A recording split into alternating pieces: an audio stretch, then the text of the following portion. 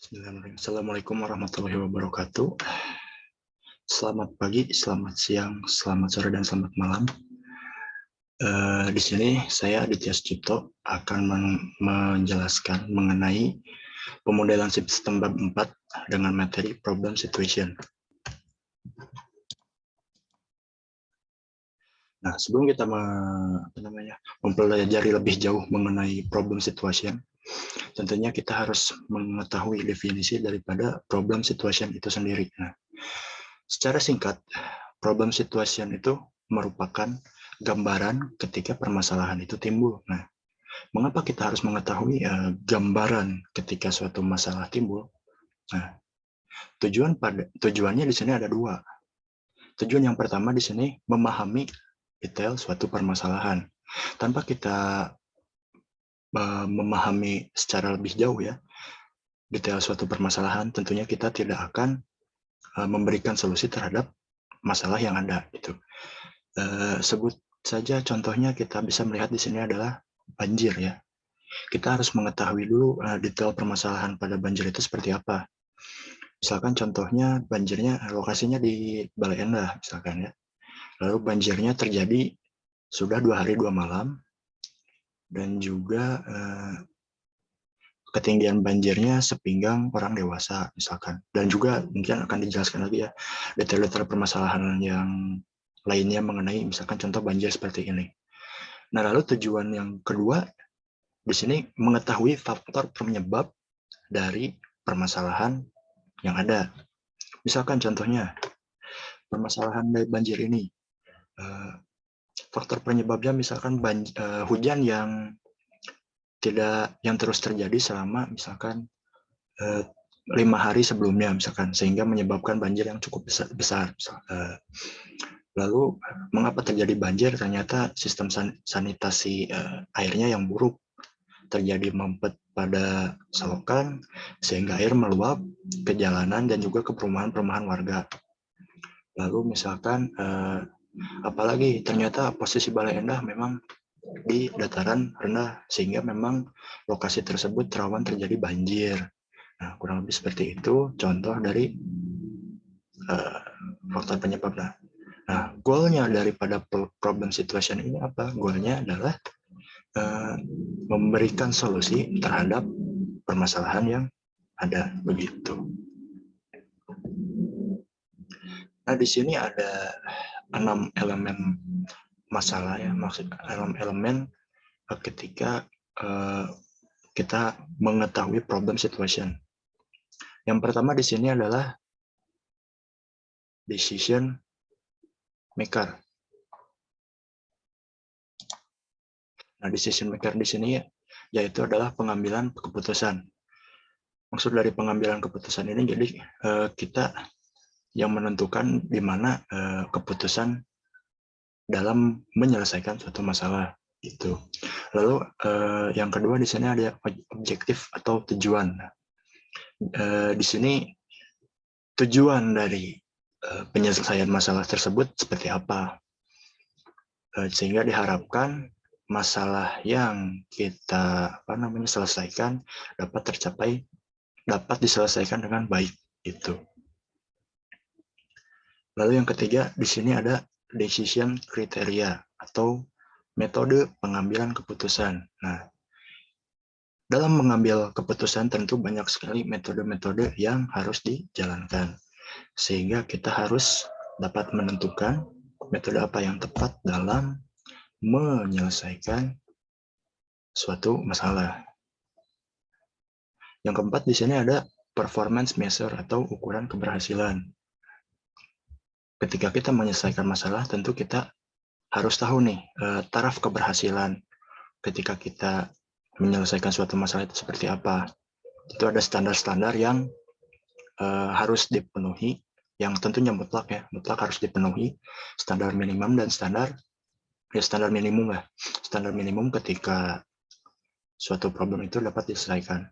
Tentunya ketika jauh di atas standar minimum, artinya penyelesaian masalahnya dapat dikatakan sangat baik ya tentunya. Dan ketika penyelesaian masalah di bawah standar minimum, tentu harus ada improvement lagi gitu, dan juga dievaluasi apa penyebab kenapa solusi yang setelah kita setelah kita jalankan itu tidak berjalan dengan baik gitu. Nah, yang kedua di sini ada alternative cost. Alternative cost yaitu tindakan alternatif. Nah, jadi dalam menyelesaikan masalah tentu metode-metodenya harus kita tentukan seperti yang tadi. Ini sebetulnya berhubungan lagi dengan decision kriteria. Ketika suatu permasalahan tidak efektif, maka kita harus menentukan tindakan alternatif untuk menyelesaikan masalah lainnya. Dan kita mungkin pasti tidak menggunakan satu metode secara mutlak. Kita harus mempunyai beberapa metode agar permasalahan yang kita miliki itu dapat terselesaikan. Lalu yang terakhir, ini yang keenam, ada konteks atau batasan. Jadi batasan-batasan ketika kita merumuskan pengambilan keputusan. Jangan sampai terlalu melebar dan juga jangan sampai terlalu sedikit. Seefisien mungkin dan seefektif mungkin agar ya tentu dari cost mungkin ya, dari waktu tidak terlalu banyak, terlalu mahal, dan juga dari waktu penyelesaian tidak terlalu lama dan lama misalkan. Lalu dari manajemen orang misalkan seefektif mungkin ya, seperti itu. Jadi ini adalah 6 elemen masalah pada problem gitu ya. Nah, di sini ada stakeholder pada suatu sistem ya. Di sini dibagi 4 ya, dan keempat ini memiliki perannya masing-masing gitu. Stakeholder yang pertama di sini adalah problem owner. Jadi problem owner itu sendiri merupakan orang yang mengatur beberapa aspek menjadi elemen permasalahan. Nah, terkadang problem owner ini juga dapat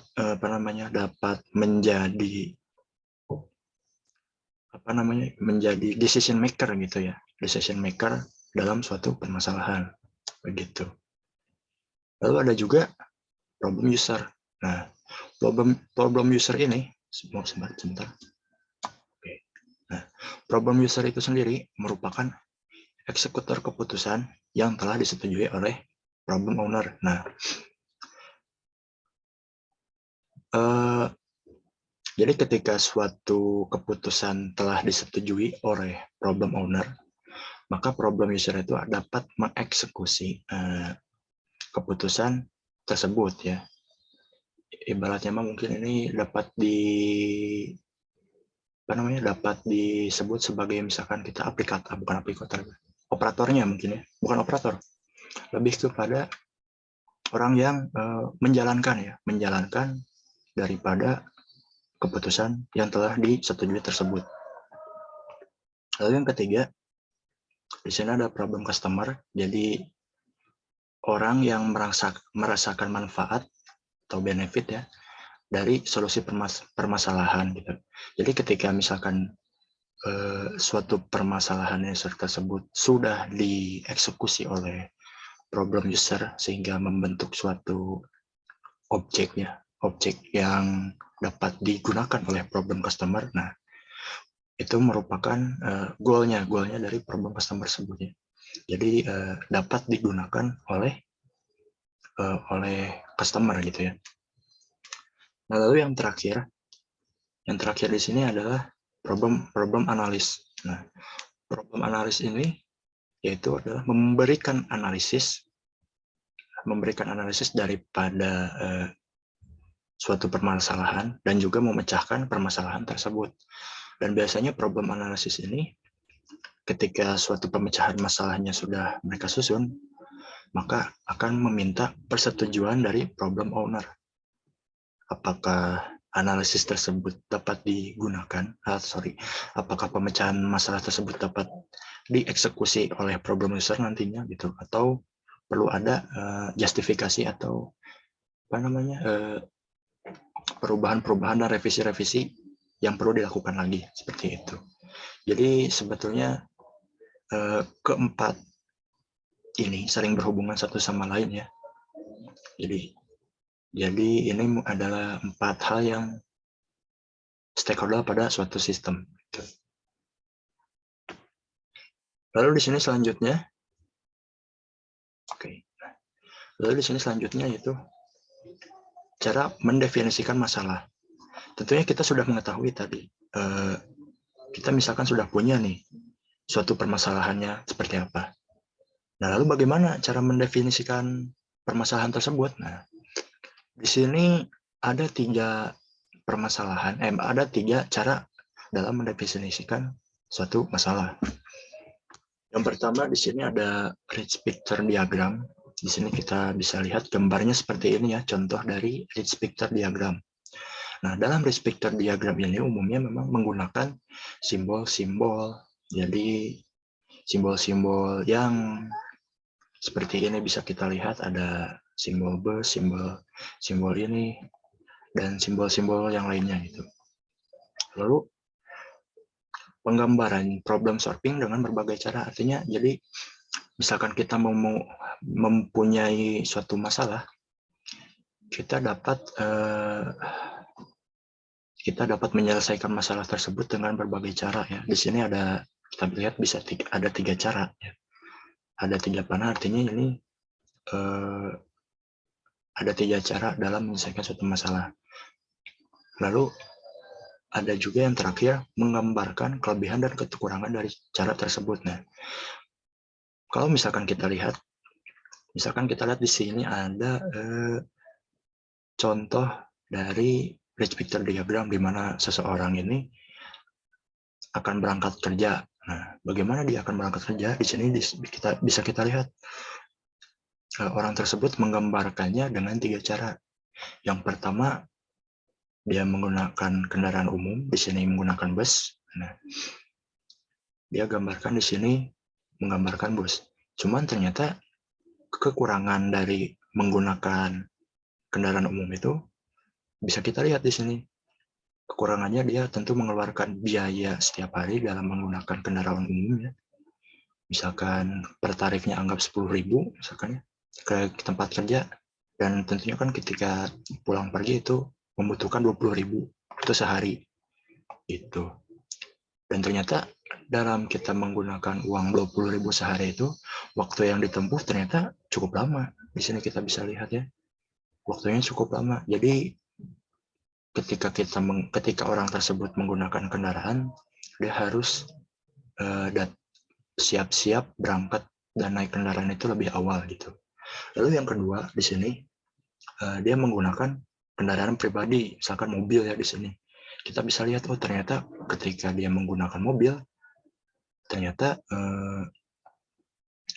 waktu yang ditempuh lebih cepat. Nah, cuman ternyata kekurangannya apa? Kekurangannya dia memunculkan polusi udara ya, mengeluarkan emisi mungkin ya, mengeluarkan polusi udara sehingga tidak aman bagi lingkungan ya. Gitu. Dan juga kan ketika kita menggunakan kendaraan terus-menerus, tentunya kan kita mungkin minim gerak ya, sehingga badannya akan buncit ya, akan gemuk gitu ya. Dan juga kita harus mengeluarkan bensin yang tentunya tidak sedikit juga ya, dan mahal tentunya. Jadi setiap misalkan beberapa hari sekali kita harus isi bensin, belum juga perawatan dari mobilnya itu sendiri. Begitu. Nah, lalu ketika menggunakan sepeda, di sini bisa kita lihat kalau menggunakan sepeda dia tidak terlalu terburu-buru ya. Kalau menggunakan sepeda, terutama di cuaca yang cerah. Apalagi ketika misalkan dia pergi ke taman. Cuman resikonya ternyata ketika misalkan dia menggunakan sepeda, resikonya akan tertabrak oleh mobil. Karena kan mungkin sepeda kan tidak seperti mobil yang terlindungi. Jadi akibatnya apa? Dia akan dirawat begitu. Cuman keuntungannya lagi dia menggunakan sepeda apa? Keuntungannya yaitu badannya akan menjadi lebih fit. Oke, mungkin ini gambaran mengenai rich picture diagram begitu. Nah, lalu yang kedua, cara mendefinisikan masalah yang kedua yaitu adalah menggunakan mind map. Mind map peta konsep ya. Nah, umumnya penggambaran mind map itu di sini pada bagian senternya itu menjadi permasalahan utama ya. Jadi pada pusat bagian ini adalah merupakan permasalahan utama yang akan diselesaikan. Nah, lalu cabang-cabangnya ini baru menggunakan berupa cara-cara penyelesaian masalahnya begitu.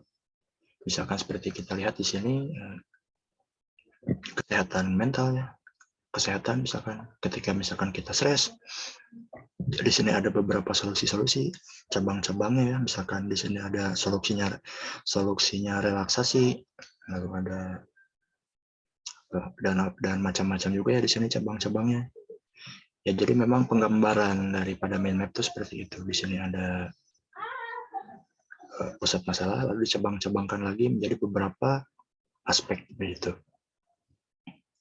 Lalu yang ketiga di sini menggunakan cognitive mapping. Jadi kalau cognitive mapping itu berbentuk jaringan pernyataan ya, dan mirip seperti tadi, mirip seperti mind map, terdapat pusat dari permasalahan tersebut. Nah, dan umumnya dia dihubungkan dengan tanda panah. Bisa kita lihat misalkan, nah di sini ada tanda panah. Jadi apakah fungsi tanda panah itu menghubungkan aksi reaksi? Misalkan contohnya misalkan ketika tanaman di sini tanaman mempunyai daun. Jadi arah panahnya tersebut mengarah ke daun. Dan juga di sini bisa kita lihat arah-arah panahnya itu menunjukkan tujuannya gitu. Di sini misalkan aksinya, di sini tujuannya, reaksinya begitu. Jadi titik awal tujuan, aksi reaksi ya seperti itu ya. Oke, mungkin sekian materi singkat mengenai problem situation ya. Kurang lebihnya mohon maaf dan semoga bermanfaat bagi teman-teman semua. Oke, terima kasih. Assalamualaikum warahmatullahi wabarakatuh.